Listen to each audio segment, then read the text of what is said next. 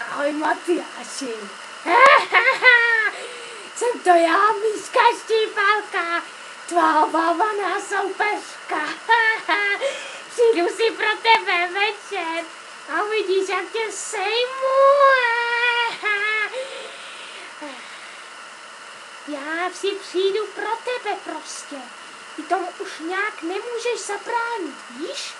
Kdybys tomu mohl zabránit, udělal bys to nějak. Ale na mě nemáš, mé síly jsou největší. Takže pokud mě budeš srát, tak tě zabiju. Pokud budeš srát Bacíka, tak tě nechám žít. Prostě to udělej to, co ti říkám. Jinak tě zabiju. Protože jsem zlá Míška Štípalka. Pane bože, ty jsi jako vůl. Já tě sejmu. Sejmu tě, mám zbraně. Mám bazuku, kulomet, všechno ty vole. Já tě sejmu. A mi na mě bacha, protože jsem zlá Míška Štípalka.